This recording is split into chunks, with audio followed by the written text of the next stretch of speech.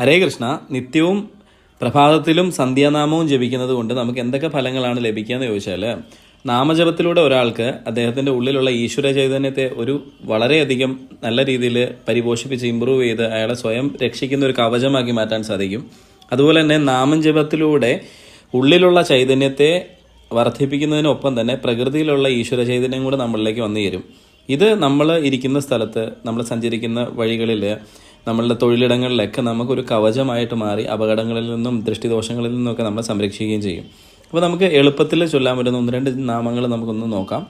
നമുക്ക് ഏറ്റവും ആദ്യം ശിവൻ്റെ പഞ്ചാക്ഷരി മന്ത്രം ഓം നമഃ ശിവായ ഏറ്റവും നല്ലൊരു നാമമാണ്. പറ്റുമെങ്കിൽ 108 ആവർത്തി ജപിക്കുന്നത്, രാവിലെയും വൈകുന്നേരവും വിളക്കത്തിച്ച് ജപിക്കുന്നത് വളരെ നല്ലതാണ്. അതുപോലെ തന്നെ ഓം നമോ ഭഗവതേ വാസുദേവായ വളരെ നല്ല മന്ത്രമാണ്. ഇതും 108 ആവർത്തി ദിവസവും രാവിലെയും വൈകുന്നേരവും ജപിക്കാം. പിന്നെ ഗണപതി മന്ത്രങ്ങളും ഹനുമാൻ സ്തോത്രങ്ങളും ഒക്കെ ജപിക്കുന്നത് നല്ലതാണ്. അപ്പം നാമജപം ഒരു ശീലമാക്കുക.